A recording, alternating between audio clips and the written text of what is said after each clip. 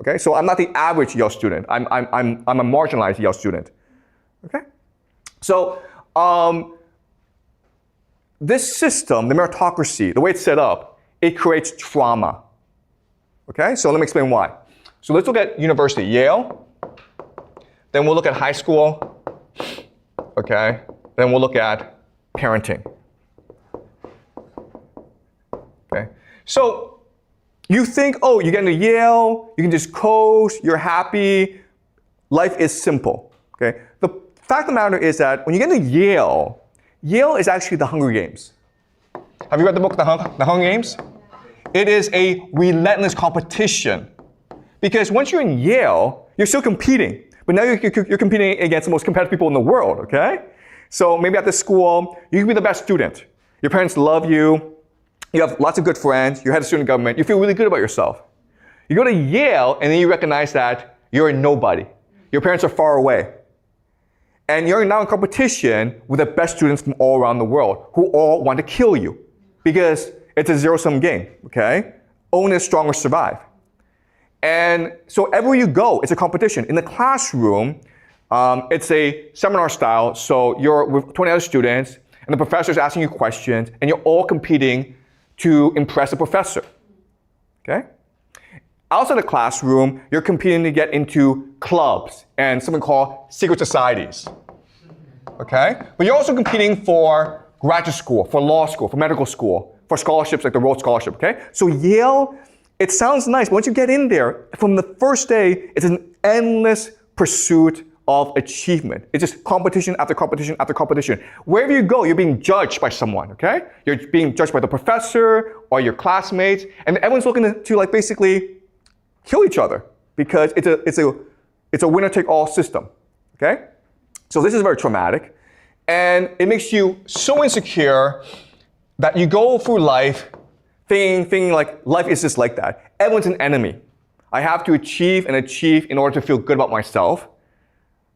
I cannot stop working hard, otherwise I will be killed by other people, okay? So people who graduate from Yale have a deep sense of insecurity, even those who come from the wealthiest families. Okay? They're always looking to achieve. And that's what Yale wants. That's what Harvard wants, because these are the people who will be most successful in life, okay? They're not happy with $1 million, they want $1 billion. Once they have $1 billion, they want $10 billion, okay? It never stops. Okay, so to get into Yale, you have to go through high school.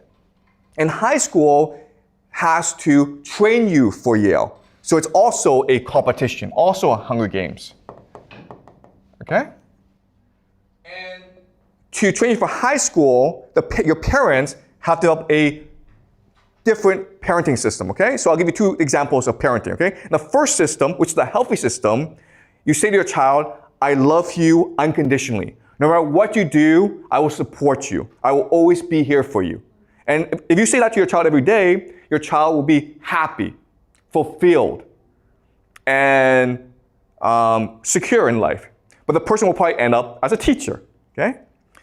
Now, you can also say to your child, I don't have time for you, but if you win the swimming competition, or you place first on your math test, or if the teacher says nice things about you, then I'll take you for ice cream. Okay? And so it's a system that neglects the child while at the same time demands the child, okay? And this is trauma. And again, most kids will be traumatized by the system.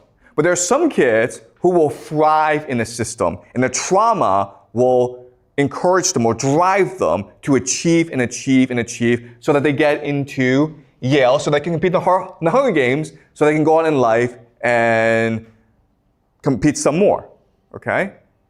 And that's how the system is set up. And this is what we call the meritocracy. And as I'll explain to you later on, it is destroying America and the world, all right? So that's how the system is set up. And guess what, guys? Is it different in China? Not really, okay? All right? So the concept of the meritocracy has conquered the world. It started in America. It actually started at Harvard, but now it's conquered the entire world, and that's why the world is so messed up. So let's just say a Yale gives you so many negative emotions. So will you still go to there if you got a second chance? Okay, so that's a really good question. Would I go there if I had a second chance? And the answer is probably, okay? And the reason why is the system is set up that you don't really have a choice, right? If you want to move ahead in the world and you're poor, what are your options, right? So before in America, there are opportunities for poor people to succeed. So for example, George Washington, the first president of the United States, he never went to college. Abraham Lincoln didn't go to the Ivy League. And these are considered the two greatest presidents in American history. Unfortunately, today, if you look at the presidents, if you look at the top people, they all went to the elite schools. Okay, so the system is set up so that if you want to succeed, you have to go through the Ivy League. But I do not plan to send my kids to the Ivy League. Okay, the last thing I would do is have them in such a competitive, traumatic environment as the Ivy League. Okay, does that make sense? All right. All right. Any more questions? So thank you for your question. Any more questions before I move on? Okay.